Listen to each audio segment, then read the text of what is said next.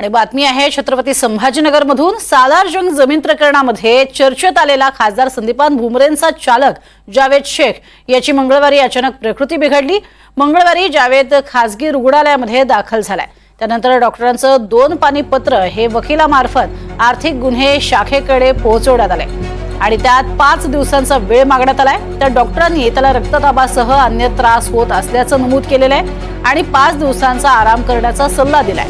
विशेष म्हणजे आदल्या दिवशी पोलीस आयुक्तालयामध्ये स्वतः पायी चालत आलेल्या जावेदचा बीपी वाढल्यानं पोलीस देखील आश्चर्यचकित झालेत। जावेदनं सालारजंग वंशजांसोबत नातं असल्यानं जमीन बक्षीस स्वरूपात मिळाल्याचा दावा केलेला आहे। त्याला पुन्हा आता या संपूर्ण कारवाई दरम्यान हजर राहण्यास सांगण्यात आलेलं होतं आणि नातेसंबंध सिद्ध करण्यास सांगितलं होतं, मात्र ते सिद्ध करण्यापूर्वीच जावेदचा बीपी वाढलाय।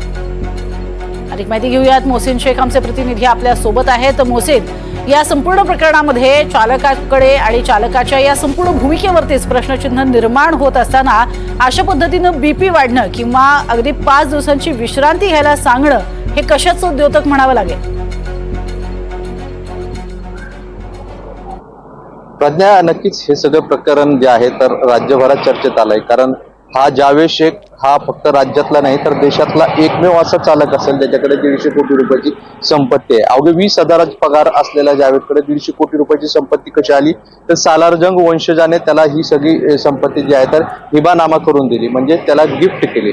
आता ही गिफ्ट का केली तर त्याचं म्हणणं होतं की ते मला 20 वर्षापासून ओळखतात आणि त्यामुळे मला गिफ्ट केली। त्यामुळे हे सगळं प्रकरणात परभणीच्या एका वकिलाने आर्थिक गुन्हे शाखेकडे तक्रार केली होती। त्याचं म्हणणं होतं की जे सालारजंग वंशज आहेत त्यांनी आधी मला ही सगळी प्रॉपर्टी दिली होती, मात्र संदीपान भुमरे आणि विलास भुमरेंच्या दबावापोटी ही सगळी पुन्हा जावेदच्या नावावर त्याला गिफ्ट करण्यात आली आणि त्यामुळे त्याने ही तक्रार दिली होती। त्यानंतर जावेद शेखची जी आहे तर चौकशी सुरू होती। यापूर्वी त्याला नोटीस देण्यात आली होती आणि त्यानंतर दुसऱ्यांदाच त्याला जे आहे तर चौकशीसाठी बोलवलं होतं।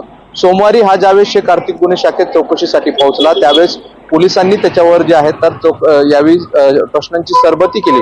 यावेळी त्याला महत्वाचा प्रश्न विचारला गेला, तो म्हणजे सालारजंग वंशजासोबत तुझं नातं काय किंवा संपत्ती देण्याचं कारण काय।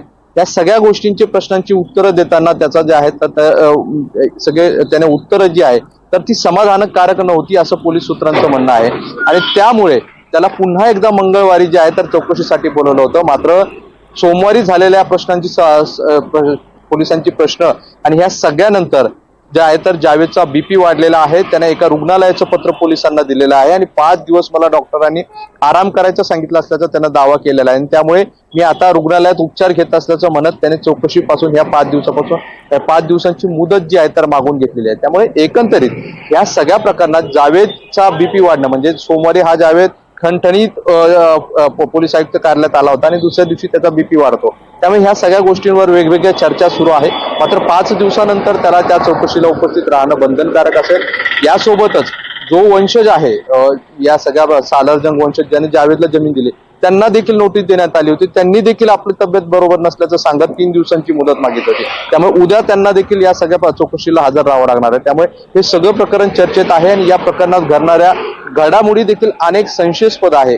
अनेक प्रश्न या निमित्ताने उपस्थित होत आहेत। त्यामुळे आता ह्या सगळ्या प्रकरणात 5 दिवसानंतर जावेद चौकशीला उपस्थित राहतो का आणि त्याचं जे सालारजंग वंशजासोबतचं ते नातं आहे किंवा जी ओळख आहे किंवा त्याला का जमीन दिली हे तो त्या पटवून पोलिसांना या सगळ्या चौकशीत देतो का हे पाहणं महत्वाचं असणार आहे। मात्र या सगळ्या गोष्टीत रोज नवनवीन घडामोडी घडताना आपल्याला पाहायला मिळत आहेत। नक्कीच तुर्तास धन्यवाद या संपूर्ण माहितीसाठी मोहसिन।